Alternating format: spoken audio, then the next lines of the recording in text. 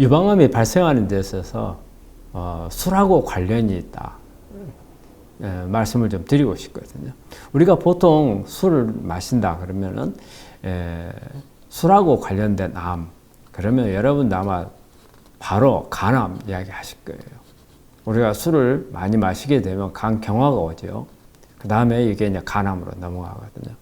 그런데 그 외에도 술하고 관련된 암들을 보면은 구강암, 입 안에 생긴 암이나, 그 다음에 인후암, 그 다음에 대장암, 그 다음에 이제 간암, 그런데 또 유방암하고도 관련이 많다는 거예요. 그러면 유방암하고 관련돼서 한번 설명을 드리도록 하겠습니다. 우리가 하루에 한 번 이상 이렇게 술을 드시는 분들은 마시지 않는 여성들에 비해서 암에 걸릴 확률이 한 60% 정도 높아진다고 그래요. 그리고 2015년에 미국에서 우먼 헬스 잡지에 이런 기사가 났는데, 미국에서 유방암을 가지고 있는 환자들의 한 4에서 한 10% 정도가 술하고 관련이 되어 있더라. 이런 기사가 난 적이 있거든요. 그래서 유방암하고 알코올하고는 관련이 많다. 그러면 이제 그 원인은 뭐냐? 어떻게 해서 술이 유방암 발생에 영향을 주는가? 우리 술을 마시게 되면 간에 부담이 가잖아요. 우리 모든 이런 몸 안에 들어온 호르몬이든지 영양분이든지 이런 부분 다 간에서 대사를 하거든요. 그러면 술을 마셔서 간에 부담이 되게 되면 우리 여성 유방암 중에서는 호르몬하고 관련된 여성 유방암이 가장 많아요. 그러면 어떻게 해서 이 호르몬을 줄여야 되는데, 이 간 기능이 나쁘게 되면 호르몬 대사가 잘 안 돼요. 그래서 결과적으로는 여성 호르몬이 상승을 하게 됩니다. 그래서 유방에 조금 더 영향을 주게 돼서 유방암 발생이 높아지고, 또 하나는 우리가 알코올을 몸 안에 흡수하게 되면 우리 간에서 아세트알데히드라는 성분으로 바뀌어요. 이 아세트알데히드는 발암물질입니다. 그래서 이 아세트알데히드가 DNA 유전자에 손상을 주고 결국 암을 일으키는 원인이 되거든요. 그런데 이런 유방암이 알코올에 대해서 조금 더 민감하다고 합니다. 그래서 생각보다 알코올은 유방암하고 관련이 많다.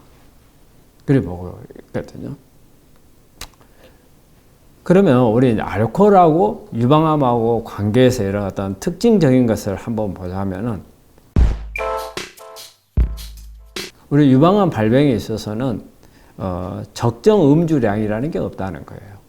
아주 소량을 먹어도 암에 영향을 줄 수 있다. 그렇기 때문에 유방암에 있어서는 알코올이라는 것은 얼마만큼 많이 먹었느냐 적게 먹었느냐가 아니고 먹었느냐 안 먹었느냐를 가지고 구분해야 한다는 겁니다.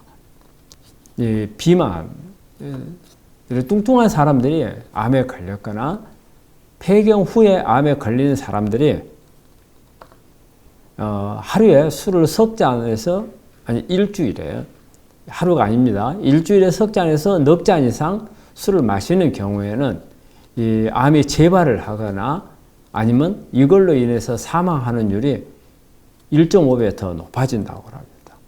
그리고 술은 가장 최근에 마시는 술이 가장 영향을 많이 주고 예전에 마셨던 것보다는. 그런데 어렸을 때부터 이렇게 술을 많이 좀 드신 사람들은 최근에 와서 마시는 사람들에 비해서 훨씬 더 암 발생률이 높다는 겁니다. 그래서 가능한 술은 마시지 않는 게 좋다는 거고요. 자, 그러면은 뭔가가 이제 좀 막을 수 있는 방법을 생각해 봐야 하잖아요. 그래서 예방 차원에서 볼 때는 엽산을 좀 같이 섭취하는 게 좋다고 그래요. 엽산을 섭취하게 되면 알코올로 인한 유방암을 조금 줄일 수 있다고 합니다. 근데 엽산을 섭취할 때는 주의해야 될 점이 있습니다. 엽산은 우리가 적은 양의, 우리가 적정량 이하로 우리 몸에 섭취가 됐을 때도 암을 유발할 수 있는 그런 요인이 되고, 또 엽산을 너무 많이 먹게 되면 이것도 암을 유발하거나 성장시켜서 그런 요인이 되거든요. 그래서 항상 엽산은 적정량을 먹어야 됩니다. 보통 400마이크로그램 정도 섭취하는 게 이런 암을 예방할 수 있는 방법이 되겠습니다. 그리고 이제 그 외에는 이제 과일이나 야채를 많이 먹는 게 상당히 도움이 되고, 또 중요한 것은 운동을 많이 하는 경우에 상당히 그런 예방을 하는 그런 효과가 있겠습니다. 근데 결론적으로 볼 때는 일단 유방암에 있어서 알코올은 암을 일으킬 수 있는 발암물질이 될 수 있다.